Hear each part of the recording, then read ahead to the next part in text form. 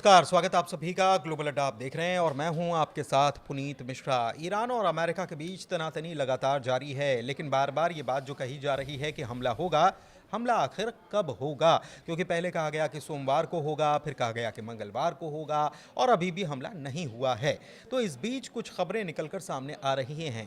क्यों? क्योंकि 2 दौर की बैठक के बाद अब तीसरे दौर की बैठक का वक्त आ चुका है। क्या इसी का इंतजार किया जा रहा था? और ट्रंप के दिमाग में आखिर क्या चल रहा है? बहुत सारी चीज़ें, उनके बयान, ट्रंप के बयान और इसके बीच ईरान की तैयारी और इन दोनों खबरों के बीच में एक खबर और है।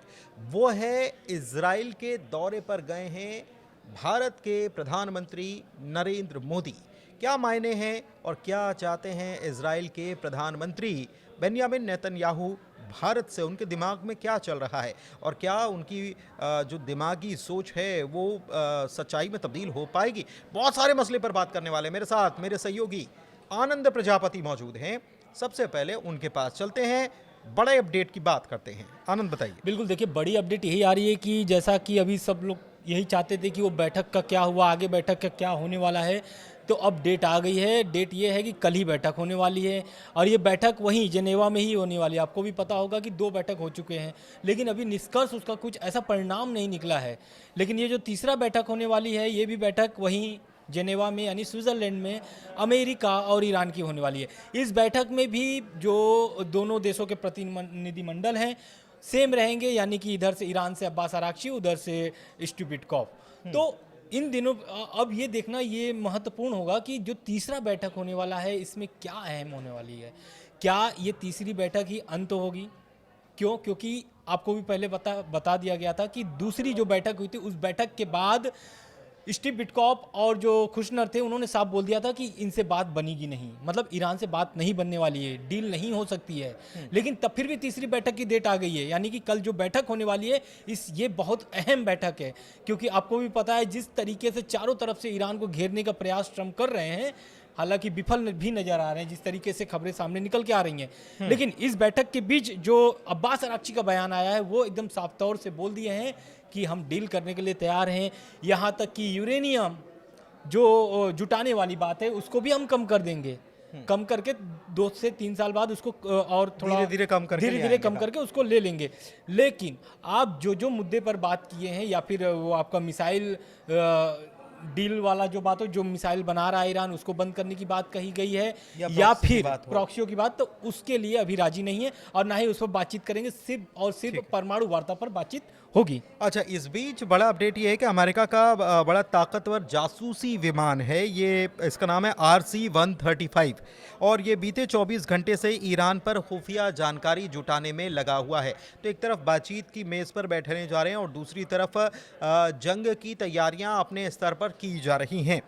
इस बीच डोनाल्ड ट्रंप ने एक बड़ा बयान दिया है और बड़ा बयान जो है वो ईरान को लेकर दिया है और बहुत बड़ी बात उन्होंने फिर से कही है। क्या कहा है, सुनते हैं, समझते हैं। आनंद। देखिए, ट्रंप तो इस बयान में भी वही बात दोहराए हैं कि अगर डील नहीं होगी तो युद्ध तय है, उनका ये कहना है। लेकिन इस बयान में उन्होंने बहुत सारे खुलासे कर दिए हैं। मतलब ईरान पर जो हमले हुए थे जून में, जो तबाह किया था अमेरिका, अब वो उनके बयान से ये निकल के आ रहा है कि ईरान जो है कि फिर से उसको बनाना शुरू कर दिया, यानी कि जो परमाणु प्लांट पर जो हमले हुए थे वो फिर से बनाना शुरू कर दिया। साथ ही साथ मिसाइल जो परीक्षण करने वाला या फिर जो मिसाइल बना रहा है ईरान, वो उसकी मारक जो क्षमता है वो अमेरिका तक है।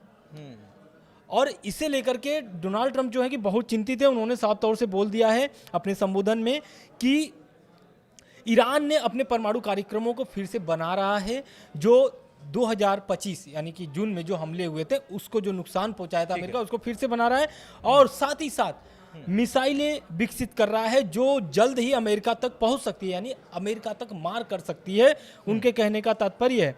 उसके बाद ट्रंप ने कहा है कि कूटनीति से समस्या सुलझाने की पसंद जताई उन्होंने, लेकिन अगर डील नहीं हुई वही बात दोहराई है, युद्ध होना वही बात दोहराई है। लेकिन ये बात क्यों कही गई है ट्रंप के द्वारा, इस बात को समझने की भी बहुत ज़रूरत है।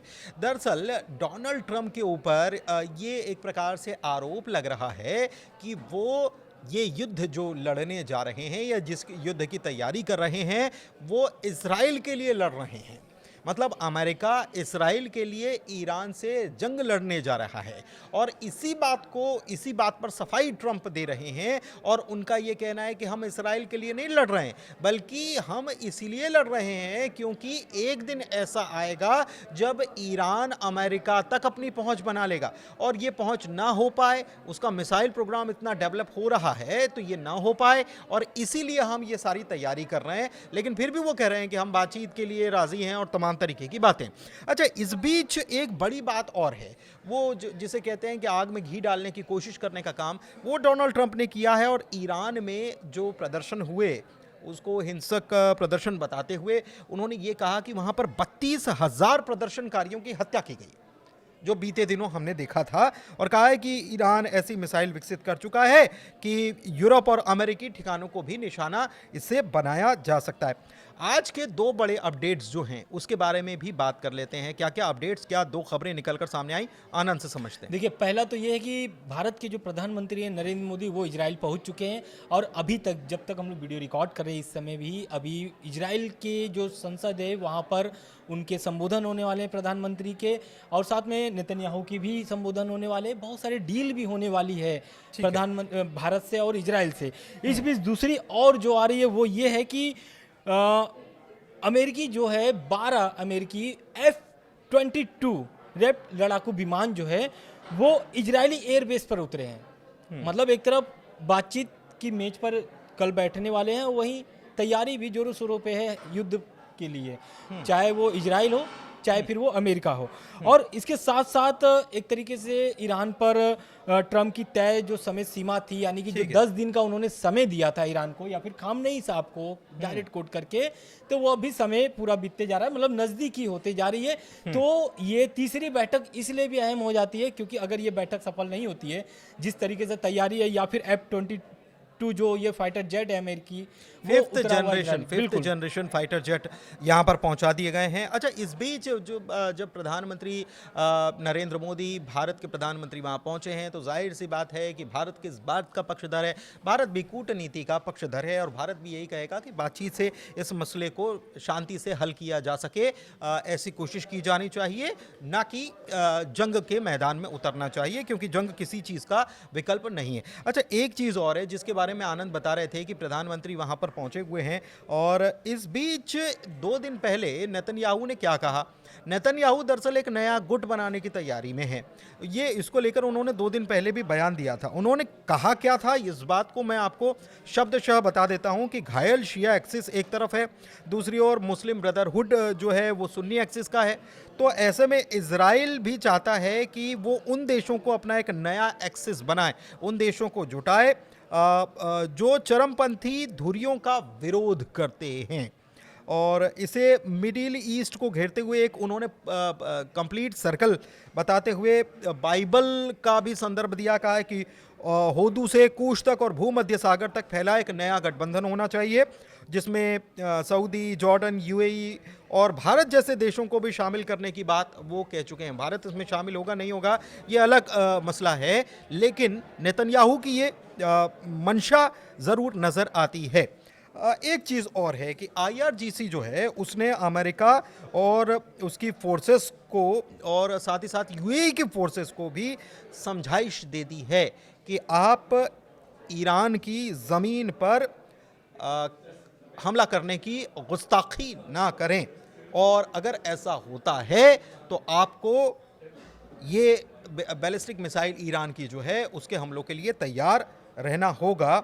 और यूएई के सबसे बड़ा लार्ज मिलिट्री बेस जो है वहाँ पर करीब जानकारी जो है उसके मुताबिक 7,000 अमेरिकी और यूएई के सोल्जर्स हैं।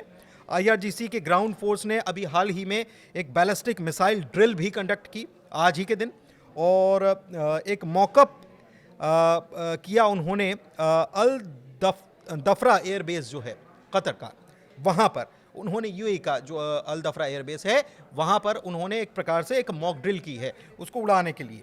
तो ये सब चीज़ें। अच्छा, एक चीज़ और है और वो बड़ी खबर है।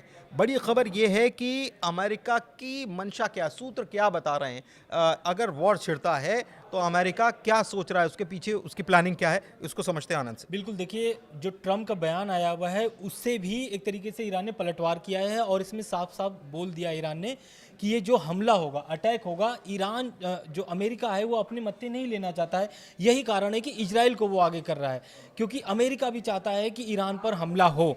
तो ईरान की जो रक्षा सूत्र के आरटी एक है एजेंसी, उनसे बात करके वाशिंगटन, मतलब उसमें उन्होंने बयान में कहा है कि वाशिंगटन जो है कि सीधे युद्ध शुरू करना चाहता है और देश को, मतलब अपने अमेरिका को बचाने के लिए वो इजराइल को आगे करना चाहते हैं। मतलब एक तरीके से इजराइल पर आरोप लगे कि अमेरिका कभी हमला नहीं करना चाहता था, इजराइल प्रेशर बना रहा था, इस कारण से इजराइल से पहले हमला हुई है, फिर बचाव के लिए। क्योंकि देखिए 2025 जून में भी आप देखे होंगे तो पहला अटैक जो था वो इजराइल ने ही किया था, फिर बाद में अमेरिकी B2 बॉम्बर्स आते हैं और बम बरसाते हैं। लेकिन इसके बीच जो डोनाल्ड ट्रंप हैं उन्होंने एक बयान ये भी दिया कि हम इजराइल के लिए नहीं लड़ने जा रहे हैं। अच्छा, एक चीज़ और है कि मैंने आपको बताया कि IRGC ने एक अमेरिकी अल दफरा एयरबेस के रेप्लिका पर मिसाइल हमले का अभ्यास किया है।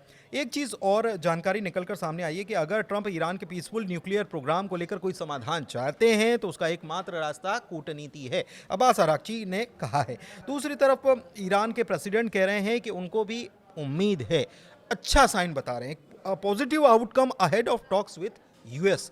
मतलब उन्होंने कहा कि हमको लग रहा है कि कुछ अच्छा निष्कर्ष निकलकर सामने आएगा अमेरिका से बातचीत के बीच में।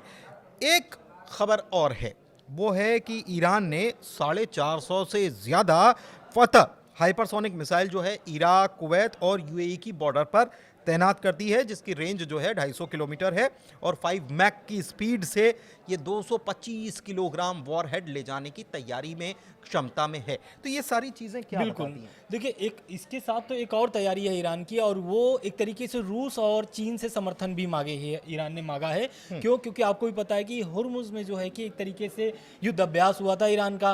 अब इस युद्ध अभ्यास के बाद जो ड्रिल किया है ईरान ने, उसमें अब रूस और चीन से समर्थन मांग रहा है ईरान। इसके साथ साथ ईरान ने कह दिया है साफ तौर से कि लिमिटेड स्ट्राइक, यानी कि जैसी कोई चीज नहीं होती है। ये ट्रम्प का बयान है। ट्रम्प का कहना है कि लिमिटेड हमले होंगे, कुछ ईरान के कुछ ही जगहों पर हमले होंगे। तो इस पर खामनेई साहब का बयान भी आ गया था कि खामनेई साहब का कहना है कि अगर ईरान के किसी भी क्षेत्र में एक भी हमला होता है तो ये रीजनल वॉर में तब्दील हो जाएगी। उसके साथ साथ एक और खबर सामने आती, खबर ये भी है क्योंकि अब जिस तरीके से तनाव बढ़ते जा रहा है, तीसरी बैठक होने वाली है कल जेनेवा में। अब ये बैठक भी बहुत महत्वपूर्ण है क्योंकि 24 से 48 घंटे वाली जो अब एक तरीके से वो डेडलाइन चल समय रहे सीमा, थे कि 24 घंटे में या फिर 48 घंटे में हमले हो सकते हैं। तो अब ये बैठक तय कर सकती है कि आगे क्या होने वाला है। उसके साथ साथ तेल की कीमतों में हल्की बढ़ोतरी देखी गई है। ये कारण इसलिए हो गया क्योंकि जिस तरीके से बैठक टेंशन बढ़ रहा है। बिल्कुल टेंशन बढ़ रहा है। अच्छा, इस बीच आप ये बात सोच रहे होंगे कि अमेरिका और ईरान के बीच इतनी टेंशन है, तमाम चीज़ें हैं, लेकिन हमला क्यों नहीं हो रहा है? हाँ, तो इस चीज़ को आप इस बात के से समझिए कि ये आज की स्क्रिप्ट नहीं है या आज के हालात को लेकर ये सब तय नहीं हुआ है। आप ये समझिए कि जो 12 दिन का जो हुआ था वो तो केवल एक पिक्चर का ट्रेलर था। क्यों हम ये कह रहे हैं? क्योंकि जब 12 दिन हुए और तब जब ईरान सबसे कमज़ोर था, उस वक्त, कमज़ोर कहने का मतलब मेरा ये है कि ईरान ने अपनी मिसाइल पावर तो दिखाई, लेकिन उस वक्त ईरान की फ्रंट लाइन जो थी उसको तोड़ने का काम किया, टॉप लाइन जो है उसको तोड़ने का काम किया था मोसाद ने। और उस वक्त अगर आप देखेंगे तो उस वक्त अमेरिका चाहता तो और आगे हमले बढ़ा सकता था, लेकिन अमेरिका पीछे हट गया। क्यों? क्योंकि एक होता है प्लानिंग और दूसरा होता है एग्जीक्यूशन। तो प्लानिंग तभी हो गई थी कि 6 महीने बाद क्या करना है, और ईरान को भी इस प्लानिंग की कहीं ना कहीं भनक लग चुकी थी, इसलिए ईरान ने अपनी तैयारी जो है पूरी तरह से मुकम्मल कर ली। अभी भी इसलिए नहीं हो रहा है क्योंकि प्लानिंग जो की गई है उसके हिसाब से एग्जीक्यूशन अभी हुआ नहीं है। अभी ज़मीन पर वो तस्वीर नज़र नहीं आ रही। और सबसे बड़ी बात, सबसे बड़ी दिक्कत यह है कि जो प्लानिंग बनाई गई, जिन लोगों ने बीच में बैठकर प्लानिंग बनाई, उन लोगों से इतर जिनको एग्जीक्यूट ये करना है वो अलग दुविधा में फंसे हुए हैं। हम बात कर रहे हैं अमेरिकी सैनिकों की। गेराल्ड फोर्ड जो जहाज़ है उसका टॉयलेट जाम हो जाना, पहले से ही वो ख़राब था, उसको भेजा जाना, क्या ये ज़िद है? दूसरी तरफ पेंटागन की तरफ से यह समझाइश देना कि ईरान से बातचीत के जरिए मसला हल कीजिए, ना कि युद्ध, क्योंकि युद्ध होगा तो अमेरिका को खासा नुकसान होगा। इसका मतलब ये कि प्लानिंग तो हुई, लेकिन प्लानिंग में उन लोगों को शामिल नहीं किया गया जो इसका अहम हिस्सा थे, और उसका नतीजा आज ये है कि अमेरिका कहीं ना कहीं बैकफुट पर नजर आ रहा है।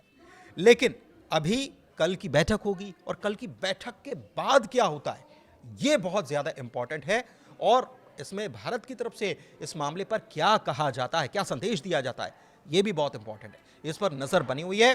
फिलहाल चर्चा को यहीं समाप्त करते हैं।